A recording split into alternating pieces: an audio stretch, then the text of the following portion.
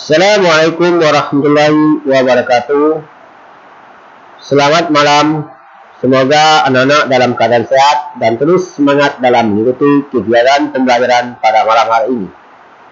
Malam ini kita akan belajar tema 6, Cita-citaku, subtema 1, Aku dan cita-citaku, pembelajaran 2, kelas 4. Seperti biasa, sebelum kita mulai pembelajaran, sebaiknya kita berdoa. Semoga apa yang kita pelajari malam hari ini bermanfaat untuk kita semua. Berdoa menurut agama dan kepercayaan kita masing-masing. Berdoa dimulai. Doa selesai. Kita akan belajar tentang tempo lagu. Ada lagu yang dinyanyikan dengan lambat, ada juga lagu yang dinyanyikan dengan cepat. Cepat dan lambat lagu dinyanyikan disebut dengan tempo lagu. Saya disebut dengan tempo lagu. Ada tanda atau istilah untuk menunjukkan tempo lagu. Seperti berikut. 1. Largo. Artinya lambat sekali. Lento, lebih lambat. Adagio, lambat. Andante, sedang. Moderato, sedang agak lambat. Allegro, cepat. Vivace, lebih cepat. Presto, cepat sekali. Itulah dalam istilah tanda tempo lagu. Jadi tempo lagu digunakan untuk membantu penyanyi dalam menyanyikan sebuah lagu. Tempo lagu juga digunakan pemusik untuk mengiringi lagu tersebut. Salah satu alat musik yang digunakan untuk mengiringi musik adalah biola. Apalagi gitar, apalagi piano, dan sebagainya. Sekarang kita belajar tentang rima puisi. Tahukah kamu? Bunyi vokal akhir pada baris-baris puisi disebut rima. Jadi vokal, huruf vokal A, I, U, E, O. Bukan huruf vokal itu huruf hidup. Ada jenis puisi yang memiliki rima teratur. Misalnya, baris pertama A, vokal terakhirnya. Baris kedua I, vokal terakhirnya. Kemudian ada baris ketiga vokalnya A, dan baris keempatnya I. Atau lebih dikenal dengan istilah AB. Rima tersebut biasanya terdapat pada jenis puisi lama, seperti pantun. Tahu pantun? Pantun adalah sebuah bentuk puisi yang terdiri atas 4 baris dengan rima akhir AB, atau juga bisa AA. Setiap baris terdiri 4 atau 5 kata. Contoh rima puisi. Seperti puisi berikut ini. Suara indah alat musik. Jadi vokal terakhir itu sebelum huruf K itu I. Maka vokalnya I. Jadi rimanya I. Arinannya tenang mendayu. Jadi vokal terakhir ada U. Seakan selalu berbisik. Vokal terakhir ada I. Sik. Jadi I-nya itu vokal terakhirnya, bukan K. K itu huruf konsonan. Aku selalu ada untukmu. Jadi vokal akhirnya ada U. Aku suka alat musik itu. Jadi vokalnya U. Karena itu aku ingin menjadi pemainnya. Vokal akhir ada A. Inilah cita-citaku. Vokal akhirnya U. Menjadi pemain biola. Jadi vokal akhirnya adalah A. Jadi lanjut kita belajar tentang metamorfosis. Kemarin kita belajar tentang metamorfosis di pelajaran 1. Masih ingat kan? Sekarang ada gambar kepompong. Kepompong ini biasanya berhubungan dengan kupu. Seperti lagunya kepompong. Kepompong merupakan bagian dari pertumbuhan dan perkembangan kupu-kupu.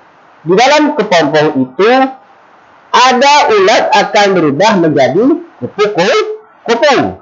Proses perubahan dan perkembangan makhluk hidup mulai dari lahir atau menetas hingga dewasa disebut siklus hidup atau daur hidup. Kemarin sudah kita belajar, jangan sampai lupa lagi. Kita sudah mengetahui daur hidup hewan peliharaan seperti ayam. Ayam kemarin dia telur menjadi anak ayam, kemudian menjadi ayam. Kelinci dia beranak, kupu-kupu. Kemudian kupu-kupu memiliki daur hidup yang berbeda dengan daur hidup hewan tersebut. Kupu-kupu mengalami proses perubahan bentuk selama daur hidupnya. Proses perubahan bentuk tersebut dinamakan metamorfosis. Masih ingat kan metamorfosis kemarin? Tentu masih ingat. Berikut ini metamorfosis kupu-kupu. Kupu-kupu yang siap bertelur menjadi tanaman yang cocok untuk meletakkan telurnya. Maka kita sering melihat kupu-kupu di tanaman atau di bunga. Apalagi di pohon jeruk. Kemudian kupu-kupu bertelur. Telur menetas mengeluarkan larva atau ulat. Ada larva. Larva itu ulat. Larva berubah menjadi pupa. Pupa itu atau kepompong. Kepompong akan menetas menjadi kupu-kupu.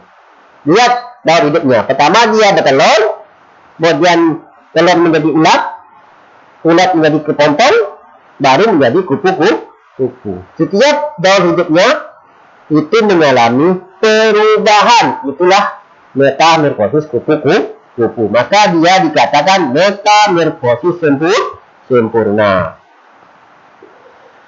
Kemudian metamorfosis pada belalang. Belalang ini metamorfosis yang tidak sempurna.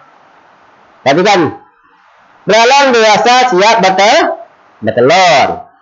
Telur belalang, kemudian dia bertelur.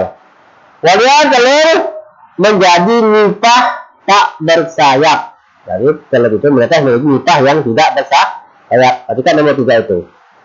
Belalang kecil tapi dia tidak bersayap, maka dikatakan nipah. Kemudian nipah bersayap, kemudian tembus sayap, kemudian menjadi biasa. Kemudian yang biasa bertelur menjadi nipah tak sayap, kemudian menjadi nipah bersayap. Itu metamorfosis pada belalang atau daur hidup belalang atau siklus hidup belalang. Maka dia dikatakan tidak sempurna. Belalang bertelur. Telur dengan belalang mirip enggak kan? Kemudian telur menjadi nipah anak belalang. Dia anak belalang mirip enggak? Mirip. Dia enggak punya sayap. Mirip dia, tapi tidak punya sayap. Maka dia dikatakan metamorfosis tidak sempurna. Kalau pada kupu-kupu tahap nomor 3 ini dia berubah menjadi ulat. Itu yang membedakannya. Kemudian dalam hidup kupu-kupu mengalami perubahan di setiap tahapnya. Jadi setiap tahapnya dia mengalami perubahan. Sementara itu tidak semua tahap dalam hidup belalang mengalami perubahan. Hanya dia bertelur. Itu tidak mirip sama sekali dengan belalang. Kalau kupu-kupu memang tidak mirip. Ulat tidak mirip, kepompong tidak mirip. Kupu-kupu mengalami metamorfosis sempurna karena dia mengalami perubahan dalam setiap tahun hidupnya. Sebaliknya belalang mengalami metamorfosis tidak sempurna. Untuk contoh hewan yang mengalami metamorfosis sempurna, seperti kupu-kupu tadi, ada ulatnya. Katak menjadi berudu atau kecebong. Kemudian nyamuk menjadi jentik-jentik. Lalat juga menjadi ulat. Jadi dia mengalami metamorfosis sempurna. Kemudian contoh hewan mengalami metamorfosis tidak sempurna. Capung bertelur. Belalang juga bertelur. Kecoa juga bertelur. Jadi ada hewan yang mengalami metamorfosis sempurna dan ada hewan yang mengalami tidak metamorfosis sempurna. Semoga apa yang kita pelajari pada hari ini bermanfaat untuk kita semua. Bapak akhiri dengan Assalamualaikum warahmatullahi wabarakatuh.